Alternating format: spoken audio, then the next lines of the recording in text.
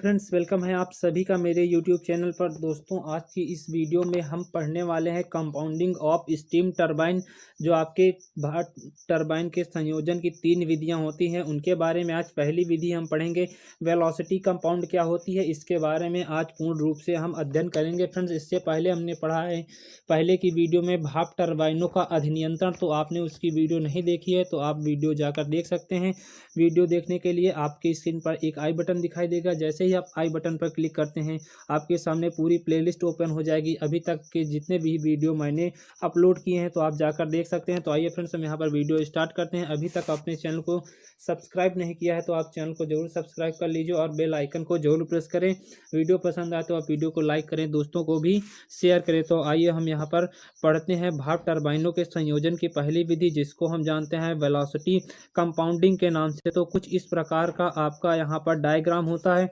सबसे पहले आप इसके डायग्राम को अच्छे से समझ लीजिए कि डायग्राम कहता क्या है। तो यहाँ पर ये आपका नोजल लगा होता है। तो सबसे पहले आपका इसमें क्या काम होता है, यहाँ पर आपका नोजल मिलता है।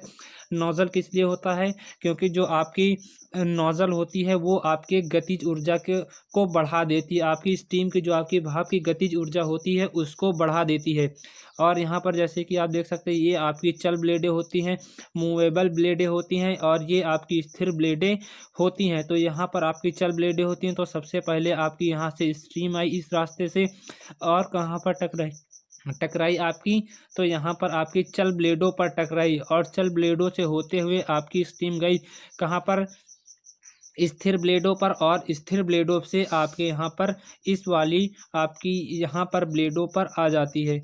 उसके बाद और अब हम जान लेते हैं कि ये हमारी लाइनें क्या कहती हैं। यहाँ पर हमने समझा कि यहाँ से हमारी स्ट्रीम आती है, और नोजल प्रयोग किस लिए होता है, क्योंकि आपकी भाप की जो गतिज ऊर्जा होती है उसको इंक्रीज करने के लिए, मतलब आपको उसकी गतिज ऊर्जा बढ़ाने के लिए आपका यहाँ पर भाप का जो आपके नोजल है उसमें भाप प्रवेश करने से पहले नोजल का प्रयोग आपका किया जाता है। तो अब जान लेते हैं कि आपकी इतनी सारी जो लाइनिंग है ये क्या यहाँ पर आपको बताती हैं।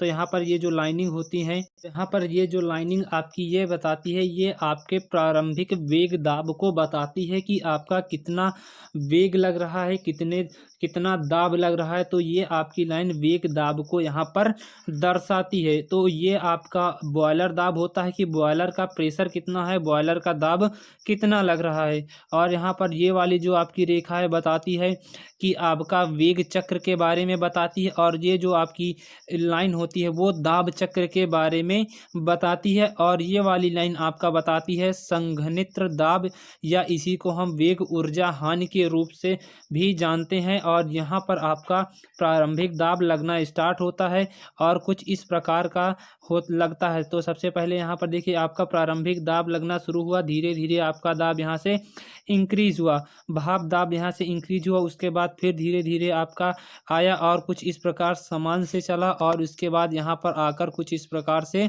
फिर से कम हो जाता है। तो ये था आपका टरबाइन वेग संयोजन का। इसका जो आपको पीडीएफ है मेरे टेलीग्राम चैनल पर उपलब्ध करा दी जाएगी, तो आप वहाँ से अच्छे से इसको और समझ सकते हैं। आपको टेलीग्राम की लिंक वीडियो के डिस्क्रिप्शन बॉक्स में मिल जाएगी। अब देखते हैं कि इसकी थ्योरी क्या कहती है, क्योंकि थ्योरी भी आपका बहुत इंपॉर्टेंट रखता है। तो सबसे पहले आपको फिगर समझना होता है। यदि आप फिगर समझ लेते हैं तो वहाँ पर आपको थ्योरी लिखने में कोई परेशानी होती नहीं है। तो यहाँ पर देखते हैं वेग संयोजन की जो थ्योरी होती है। तो सर्वप्रथम टरबाइन में प्रवेश करने से पहले भाप को एक नोजल से गुजारा जाता है। जैसा कि मैं आपको बता चुका हूं कि वेग संयोजन टरबाइन में भाप को प्रवेश करने से पहले उसको एक नोजल से गुजारा जाता है, जहां पर उसकी दाब ऊर्जा में क्या होती है, वृद्धि होती है।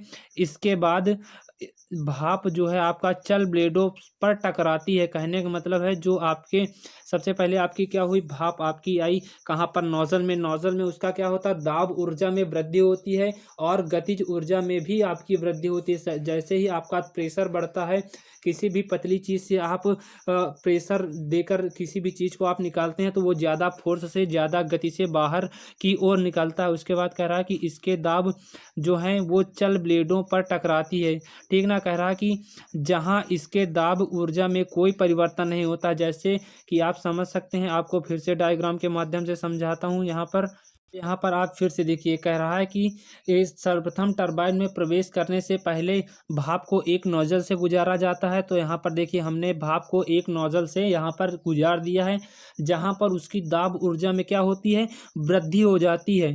ठीक ना, बहुत सारी भाप यहाँ पर आके इकट्ठा हुई और यहाँ से निकलने का जो रास्ता होता है, सकरा होता है, तो वहाँ पर दाब ऊर्जा में भी वृद्धि होती है। फिर वही दाब ऊर्जा गतिज ऊर्जा के रूप में आपकी स्टीम जो है बहुत तेजी से वहाँ से निकलती है। उसके बाद कह रहा है कि इसके बाद जो चल ब्लेडों पर भाप जो आपकी टकराती है, तो यहाँ से निकली और चल ब्लेडों पर आपकी भाप टकराती है, जहाँ इसके दाब ऊर्जा में कोई परिवर्तन नहीं होता है। कहने का मतलब है, जो आपकी ये चल ब्लेडें होती है, यहाँ पर जब आपकी स्ट्रीम आती है, यहाँ से टकराती है, तो इस स्ट्रीम की दाब ऊर्जा में कोई परिवर्तन नहीं होता है तथा गतिज ऊर्जा में कमी आ जाती है।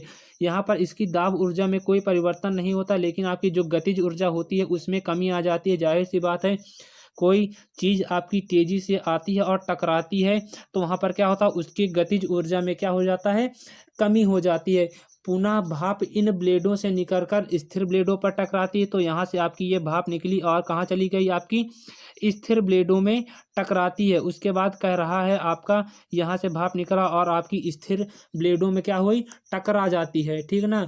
उसके बाद कह रहा है, यहाँ पर भी उसकी गतिज ऊर्जा में कुछ परिवर्तन होता है। जाहिर सी बात है कि यहाँ से भाप आई, कोई सी चीज़ से टकराती है, तो उसकी गति ऊर्जा में कमी होती है। और यहाँ से चलकर जब यहाँ पर स्थिर ब्लेडों पर आपकी भाप टकराती है, तो यहाँ पर भी कुछ ना कुछ आपकी गतिज ऊर्जा में क्या हो जाएगी, कमी हो जाती है। ठीक ना फ्रेंड्स। तथा फिर वह आगे रोटर की चल ब्लेडों पर टकराती है। तो ये जो आपकी ब्लेडें हैं, ये रोटर की चल ब्लेडें होती हैं। तो इसके बाद आपकी स्थिर ब्लेडों से टकराई, उसके बाद आपकी रोटर की चल ब्लेडों से टकराती है, जहां इसकी गतिज ऊर्जा में पुनः कमी आ जाती है। तो यहाँ पर भी आपकी जो आपकी भाप की गतिज ऊर्जा थी, तो यहाँ पर रोटर की चल ब्लेडों से टकराने के बाद भी आपकी गतिज ऊर्जा कम हो जाती है। ठीक ना फ्रेंड्स। कह रहा है कि जहाँ इसकी गतिज ऊर्जा में पुनः कमी आ जाती है तथा दाब ऊर्जा में कोई अंतर नहीं होता है। तो सबसे बड़ी बात आप समझ सकते हैं कि यहाँ पर जैसे ही आपका स्ट्रीम यहाँ से आई, इसकी गतिज ऊर्जा में इससे आपकी चल ब्लेडों से टकराई, गतिज ऊर्जा में कमी हुई, लेकिन दाब ऊर्जा में हमारा कोई परिवर्तन नहीं हुआ। उसके बाद आपकी चल ब्लेडों से निकलकर स्थिर ब्लेडों पर आपकी भाप आती है, यहाँ पर टकराती है, यहाँ पर भी सेम प्रोसेस होता है, आपकी गतिज ऊर्जा में कमी होती है, दाब ऊर्जा में कोई कमी नहीं होती है। उसके बाद जब भाप आपकी निकल कर यहाँ पर रोटर की चल ब्लेडों पर टकराती है, तो यहाँ पर भी सेम काम होता है, आपकी गतिज ऊर्जा में परिवर्तन हो जाता है, कुछ कमी होता है, लेकिन आपकी दाब ऊर्जा में कोई कमी नहीं होती है। तो इस प्रकार यह क्रिया आपकी बार बार चलती रहती है तथा अंत में बहुत कम गतिज ऊर्जा लेकर टरबाइन से बाहर निकल जाती है। तो यही आपका प्रोसेस चलता रहता है। एक बार मैं आपको फिर से बता दूं, आप अच्छे प्रकार समझ लीजिए कि यहाँ से आपकी नोजल से स्टीम आती है, चल ब्लेडों पर टकराती है, चल ब्लेडों में आपकी गति ऊर्जा में कमी होती है, लेकिन आपकी दाब ऊर्जा में कोई कमी नहीं होती है। उसके बाद चल ब्लेडों से निकलने के बाद आपकी भाप स्थिर ब्लेडों पर टकराती है, यहाँ पर भी आपकी गतिज ऊर्जा में कुछ कमी हो जाती है। और चल जो आपकी गतिज ऊर्जा में तो कमी होती है, लेकिन दाब ऊर्जा में कोई कमी नहीं हो पाती है। उसके बाद रोटर की चल ब्लेडों पर टकराती है, और रोटर की चल ब्लेडों में टकराने के पश्चात आपकी यहाँ पर क्या गतिज ऊर्जा में फिर से कमी होती है, लेकिन आपकी जो वेग ऊर्जा होती है, दाब ऊर्जा होती है, उसमें कुछ भी परिवर्तन नहीं होता है।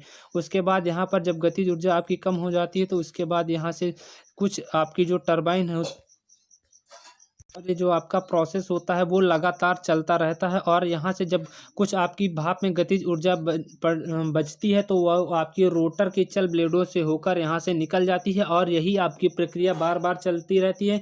और यही प्रक्रिया आपका वेग दाब संयोजन के नाम से जाना जाता है। फ्रेंड्स, काफ़ी इजी है, खाली आप स्टेप बाय स्टेप समझते जाइए। आपको इसकी PDF और नोट्स मेरे टेलीग्राम चैनल पर मिल जाएगी। तो टेलीग्राम चैनल को ज्वाइन करने के लिए आपको लिंक आपको ये डिस्क्रिप्शन बॉक्स में दी गई है। और फ्रेंड्स, वीडियो पसंद आए तो वीडियो को जरूर लाइक करें, कमेंट कर बताएं कि आपको हमारे द्वारा दी गई जानकारी आपकी परीक्षा में कैसी रही, कितना हेल्पफुल साबित हुई आपके लिए। तो फ्रेंड्स, आपको इसकी जो थ्योरी मैंने बताई है, जो भी आपको बताया है, सब आपको ये यहाँ पर मेरे टेलीग्राम चैनल पर मिल जाएगा। तो आइए फ्रेंड्स, मिलते हैं हम आपसे नेक्स्ट वीडियो में।